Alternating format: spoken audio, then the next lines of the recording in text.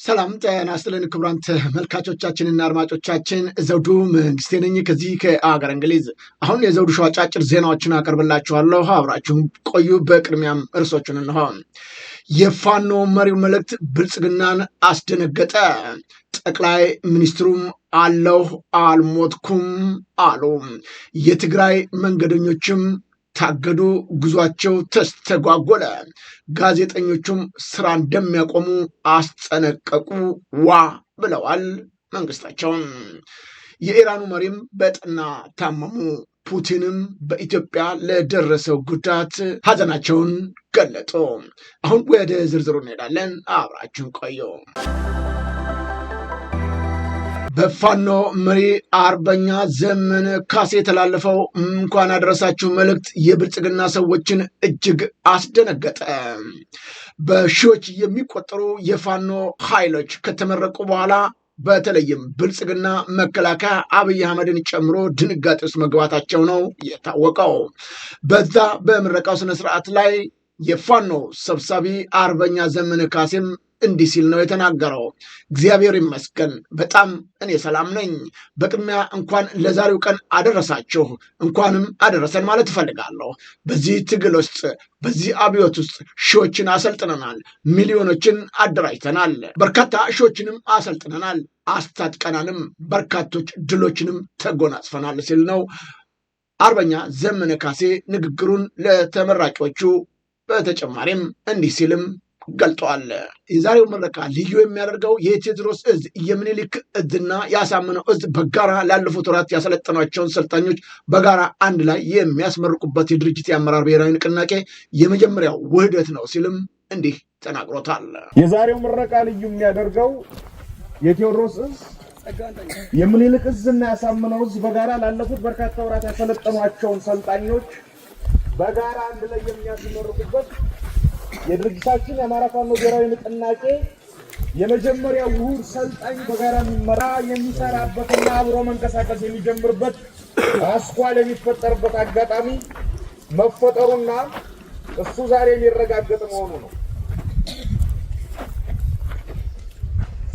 ላለፉት በርካታ ወራት ስልጠና ሲካሄድ የጠላት ጀነራሎች ተፎካክረው በግዳጅ ታዘው ጭምር ይህን ስልጠና ለማቋረጥ መድፍ ደቅነው ዙ 23 አሰልፈው ያልሞከሩት ሙከራ ያልጣሩት ጥረት አልነበረም። የሁሉም መቋጫ ዛሬን ጨምሮ አለቆቻቸው እንዳልቻሉ መነገር ብቻ ነው የሆነው።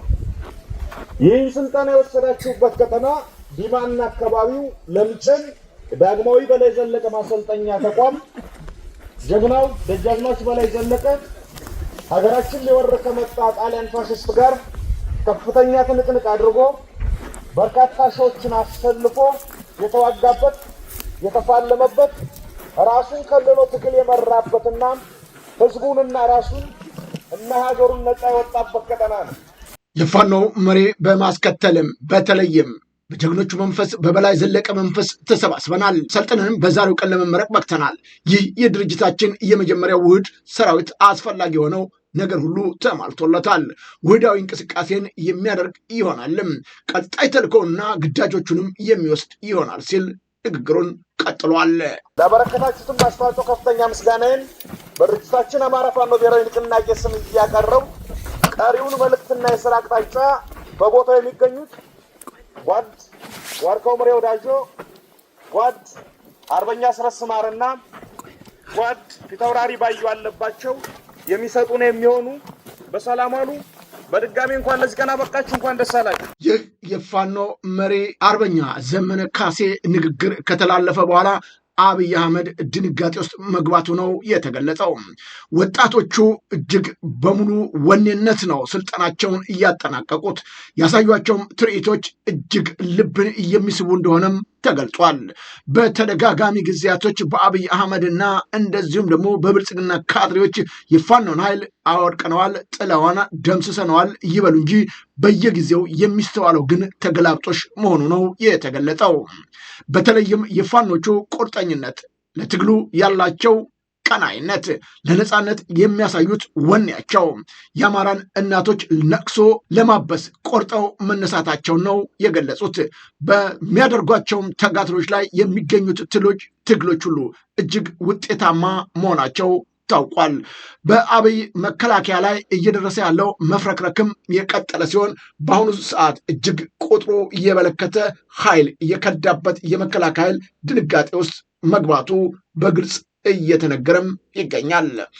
በተለይም ከ3400 በላይ ሰራዊት በላይ የከዳበት የብልጽግና ገመናም አሁን በይፋ መውጣቱም ታውቋል። ብልጽግና በተደጋጋሚ ወጣቱን እያፈነ በጦር ላይ በብር ሸለቆና በተለያዩ ወታደራዊ ማሰልጠኛዎች ካምፕ ቢያሰለጥንም የታጠቀውን መሳሪያ እየያዘ ፋኖን እየተቀላቀለ ይገኛል ነው የተባለው። በአማራ ክልል በግዳጅ ከሰለጠኑ የሚሊሻ አድማ ብተና አባላቶች ውስጥም በአንድ ወር ብቻ ከ3400 በላይ ሰራዊት መክዳቱን ብልጽግና በግምገማውም አረጋግጧል።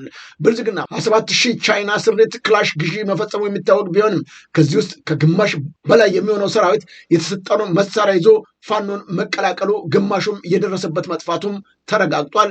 በግምገማቸው ላይ ከሰለጠነው ሰራዊት 70% የሚሆነው መሳሪያውን እንደያዘ የከዳ ሲሆን 3400ዎቹ ከነመሳሪያቸው ፋኖን እየተቀላቀሉ መሆኑን ብልጽግና በዝግ ስብሰባ በማረጋገጡ ጭንቅ ውስጥም ገብተዋል። በዚህ የተነሳ ለመልሶ ማደራጀትና ስልጠና ይሆን ዘንድ በአማራ ክልል ውስጥ ሀብት አሰባሳቢ አዲስ ኮማንዶ ፖስት ተመስርቷል ነው የተባለው። ታዲያ ይህም በክልሉ ቢሮ ኃላፊዎች ደረጃ በተዋረደ ለሰራተኞቻቸው እቅዱን በማወያየት ሰራተኛው ከደሞዙ በተከፈተው አካውንት ገቢ እንዲያደርጉና ሰራተኞችም በሚያገኙት ማህበረሰብ ክፍል ስለ ሀብት ማሰባሰብ እንዲሰብኩም አቅጣጫ የተሰጣቸው መሆኑን ከውስጥ ያገኘነው መረጃዎች ያመላክታሉ። በዚህ የኑሮ ውድነት ውስጥ ያለውን የመንግስት ሰራተኛና ነጋዴውን ማህበረሰብ ይህን የሚሸከም ትከሻ ስለሌለው ፋኖ እንዲቀላቀሉና ትግሉን በአጭር ጊዜያት ውስጥ በጋራ እንዲቋጩም ጥሪ እየቀረበላቸው እንዳለም ታውቋል። የአማራ ብልጽግናዎች አሁንም ቢሆን በምንም ጉዳይ ላይ የአብይ አህመድ ትዕዛዝ ከመቀበል ውጭ ሀይ የሚል አንደበት ስለሌላቸው ህዝቡ በአንድና በጋራ ሆኖ ይህንን የኢትዮጵያ በተለይም የአማራን ጠላት በጋራ መጋፈጥ እንዳለበትም ስምምነት ላይ ተደርሷል። በአማራ ክልል ከሚገኙ ወጣቶች በሙሉ ጋዜጠኞቹ ስራ እንደሚያቆሙ ማስጠንቀቂያ ሰጡ። የትግራይ ቴሌቪዥን ጋዜጠኞች ነው ከየካቲት ወር ደሞዝ ካልተከፈላቸው ስራ ለማቆም የሚገደዱ መሆኑን አስጠንቅቀዋል። የትግራይ ቴሌቪዥን 30 ጋዜጠኞች ከየካቲት ወር ደሞዛቸው የማይከፈላቸው ከሆነ ስራቸውን ለማቆም እንደሚገደዱ በማስጠንቀቅ ነው ለትግራይ ጊዜያዊ አስተዳደር ጥሪ ያቀረቡት። ከጣቢያው ዜና ክፍል በተውጣጡ ጋዜጠኞች ፊርማ በማሰባሰብ ነው ለክልሉ አስተዳደር ፕሬዝዳንት ለሌተናንት ጀነራል ታደሰ ወረደ ጽህፈት ቤት ደብዳቤ ጽፈዋል። ጋዜጠኞቹ በደብዳቤ ባለፈው የትግል ወቅት ለ16 ወራት ያህል ደሞዝና ያለ ራሽን ስንሰራ ቆይተናል ነው ያሉት። አሁን ደግሞ ከየካቲት ወር ደሞዛችን እስካሁን አልተከፈለንም ያሉት እነዚሁ ጋዜጠኞች ሳይመገቡ ሊሰሩ እንደማይችሉም አክለው ገልጠዋል። በጣቢያው የትግርኛ ዝግጅት ከፍተኛ ፕሮዲውሰር የሆኑት ኤፍሬም ረዳይ ለአዲስ ስታንዳርድ በሰጡትም ቃል ጋዜጠኞቹ እየደረሰባቸው ያለው ጫና እየጨመረ የመጣው የገንዘብ ችግር ገልጸው ብዙዎቹ ሰራተኞች መሰረታዊ ወጪያቸውን ለመሸፈን እየተቸገሩ መሆኑንም አስረድተዋል። ይህ በእንዲህ እንዳለ ወራዊ ደሞዛቸው ያልተከፈላቸው የክልሉ ጤና ባለሙያዎች ደሞዝን ባለማግኘታቸው ለተለያዩ የኢኮኖሚ ማህበራዊ ችግሮች መጋለጣቸውን በማስመልከት ደሞዛቸው በአስቸኳይ እንዲከፈላቸውም በማህበራቸው በኩል ጥያቄ አንስተዋል። የትግራይ ማህበርም በበኩሉ የካቲት ወር ደሞዝ በአስቸኳይ እንዲከፈልም ጥያቄ አቅርቧል። በትግራይ 137,000 የሚደርሱ የመንግስት ሰራተኞች መኖራቸው የሚታወቅ ሲሆን በአሁኑ ሰዓት በከፍተኛ ችግር ላይ እንደሚገኙም ታውቋል። በሌላም በኩል ከመቀሌ ወደ አዲስ አበባ የሚደረገው ጉዞች መታገዳቸውም ታወቀ። ከመቀሌ ወደ አዲስ አበባ በሁለት አውቶቡሶች ሲጓዙ የነበሩ መንገደኞች ከትግራይ እንዳይወጡ መከልከላቸው ነው የተሰማው። በመውጫ መንገዶች ላይ ጥብቅ ፍተሻ ኬላዎች መመስረታቸውንም ከአካባቢው ያገኘናቸው መረጃዎች ይጠቁማሉ። ይህ እንቅስቃሴ ገደብ የተጣለው የትግራይ ወጣቶች ዳግም ጦርነት በመሸሽ ክልሉ በገፍ እየለቀቁ መሆኑን ተከትሎ ነው። ህወሓት ወጣቶቹን ለወታደራዊ ግዳጅ ለመጠቀም ካለው ፍላጎት ጋር ተያይዞ እንደሆነም ተገልጿል። በሌላም በኩል ከፍተኛ ቁጥር ያላቸው የመንግስት ሰራተኞችም ጭምር ሳይቀሩ ምንም አይነት ክፍያ ስለሌላቸው ከዚሁ ከትግራይ ክልል በአስቸኳይ መውጣትና ህይወታቸውንና ቤተሰቦቻቸውን ለመታደግ አስፈላጊ ሆኖ በማግኘታቸው ከክልሉ ለመውጣት የሚያደርጉት እንቅስቃሴ ግን በክልሉ መንግስት በኩል መታገዱ ነው የታወቀው። በኬንያ እስር ቤቶች በአስቸጋሪ ሁኔታ ውስጥ የነበሩ 137 ኢትዮጵያውያን ወደ ሀገራቸው ተመለሱ። በህገወጥ ያለው አዘዋዋሪዎችን ታለው ነው የኬንያን ድንበር በማቋረጥ ወደ ደቡብ አፍሪካ ለመሻገር ሲሞክሩ በቁጥጥር ስር ውለው በኬንያ የተለያዩ እስር ቤቶች ይገኙ የነበሩ 137 ኢትዮጵያውያን ወደ ሀገራቸው መመለሳቸውን በኬንያ የኢትዮጵያ ኤምባሲ ገለጸ። ተመላሾቹ በኬንያ ብሔራዊ ፖሊስ የወንጀል ምርመራ ዳይሬክተሮች በቁጥጥር ስር በተለያዩ ማረሚያ ቤቶች በአስቸጋሪ ሁኔታ ውስጥ የቆዩ መሆናቸውም ታውቋል። ዜጎቹ ወደ ሀገር ለመመለስ የተከናወነው ተግባር በኬንያ በሚገኘው የኢትዮጵያ ሚስዮን በኬንያ ብሔራዊ ፖሊስ አገልግሎት የወንጀል ምርመራ ዳይሬክተሮት እና ከኬንያ ኢሚግሬሽን ጋር በቅርብ ባደረጉት የተቀናጀ ትብብር የተሳካ መሆኑን ታውቋል። እንደ ሚሊዮኖች መረጃ ዜጎቹ ባሉበት እስር ቤቶች በአካል በመገኘት ጉብኝት የተደረገላቸው ሲሆን በአስቸኳይ በኬንያ ፍርድ ቤቶች ቀርበው ጉዳያቸው እንዲተላለፍ አስፈላጊው ክትትልና ድጋፍ ሲደረግላቸው ቆይቷል ነው የተባለው። ይህንን ሂደት ተከትሎም 137ቱም የኢትዮጵያውያን በየብስ ትራንስፖርት በሞያሌ በኩል ወደ ሀገር ቤት እንዲገቡ መደረጉ ነው የታወቀው። ይሁን እንጂ የእነዚህን ኢትዮጵያውያኖች ወደ ሀገራቸው መመለስ በተመለከተ አንዳንድ ኢትዮጵያውያኖች እንደሚገልጹት ከሆነ በጠቅላላ እነዚህን ወደ ማሰልጠኛ በማስገባት መልሶ ለውትድርና ሊያሰማራቸው እንደሆነም ስጋታቸውንም ገልጠዋል።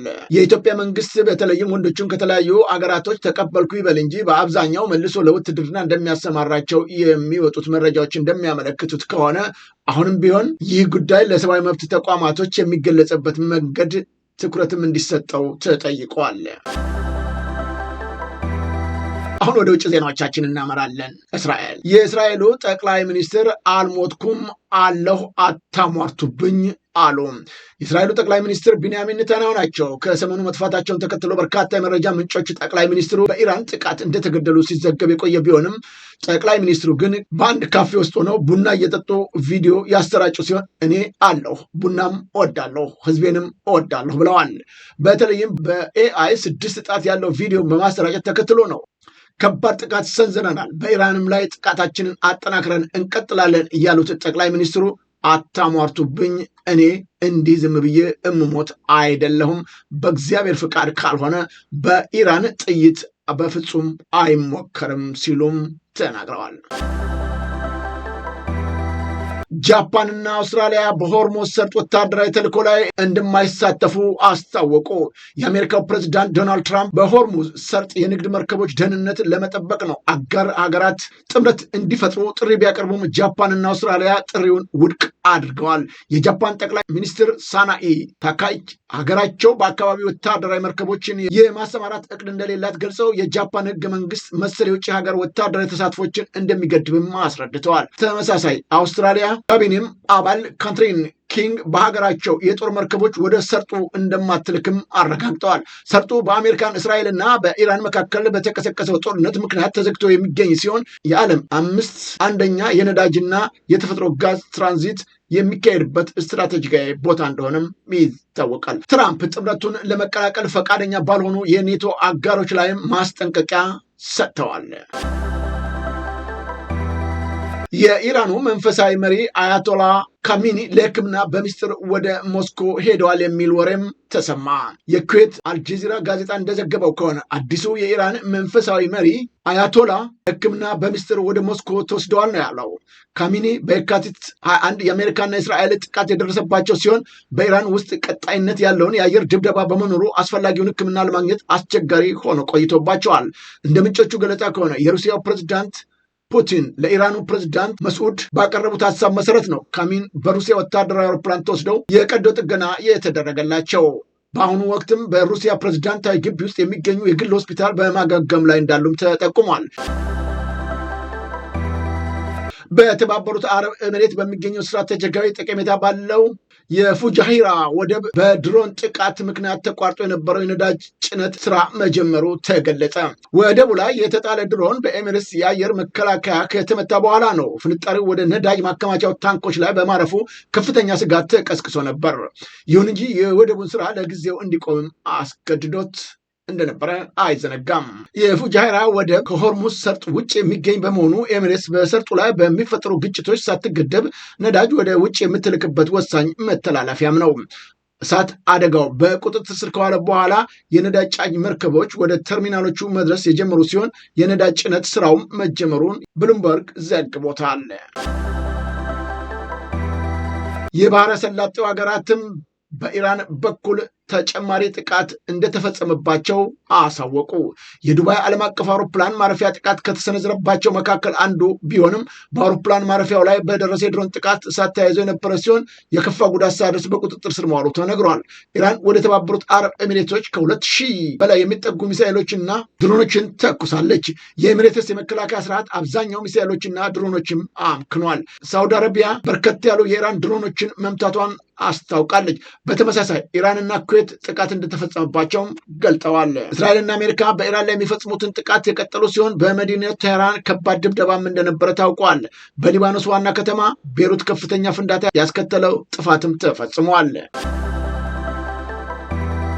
የሳውዲ አረቢያ አልጋ ወራሽ ኢራንን በተመለከተ ለትራምፕ ጠንከር ባለመልእክታቸው የእባቡ ራስ ይቆረጥ አሉ።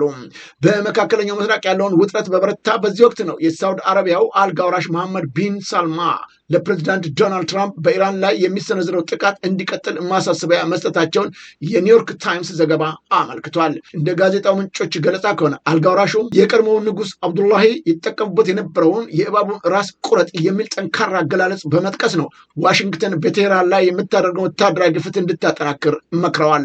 ምንም እንኳን ልዑሉ በይፋ መግለጫቸው ለዲፕሎማሲያዊ መፍትሄ ጥሪ ቢያቀርቡም በውስጥ ግን የአሜሪካን ጥቃት በጽኑ እንደሚደግፉ ጠቁመዋል።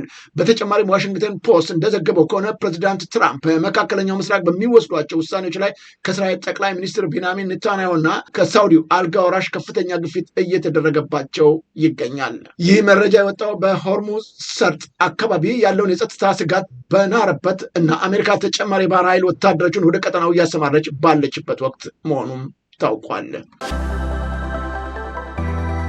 በመጨረሻ ሩሲያ ፕሬዝዳንት ፑቲን በጋሞሶን በደረሰው አደጋ የተሰማቸውን ሐዘን ገለጡ። የሩሲያው ፕሬዝዳንት ቭላዲሚር ፑቲን በደቡብ ኢትዮጵያ ክልል ጋሞዞን በደረሰው መሬት መንሸራተት አደጋ ሕይወታቸውን ላጡ ዜጎች የተሰማቸውን ጥልቅ ሐዘን ነው የገለጹት። ፕሬዝዳንቱ ለኢፌዴሪ ፕሬዝዳንት ታዬ አጽቀሥላሴ እና ለጠቅላይ ሚኒስትር አብይ አህመድ በላኩት የሐዘን መግለጫ መልእክት በአደጋው ሳቢያ ለተጎዱ ወገኖች ያላቸውን አጋርነትም ገልጠዋል። በመሬት መንሸራተት ሕይወታቸውን ላጡ ወገኖች ቤተሰቦችና ወዳጆች ዘመዶች መጽናናት የተመኙት ፕሬዝዳንት ፑቲን ጉዳት የደረሰባቸው ዜጎችን በፍጥነት እንዲያገግሙ ያላቸውን መልካም ምኞትም አስተላልፈዋል። ክቡራን ተመልካቾቻችንና አድማጮቻችን ለአሁኑ ያቀረብኩላችሁ የዘውዱ ሾው አጫጭር ዜናዎች እነዚህን ይመስሉ ነበረ። በቀጣይ ዝግጅታችን እስከምንገናኝ የዘውዱ ሾው ሚዲያን ሼር፣ ላይክ እና ሰብስክራይብ በማድረግ ወዳጅ ቤተሰቦቻችን እንድትሆኑ በማክበር ከወዲሁ እንጋብዛለን። ከዜናዎቹ ጋር አብሬያችሁ የነበርኩትን የዘውዱ መንግስት የነበርኩ። ጤና ይስጥልኝ።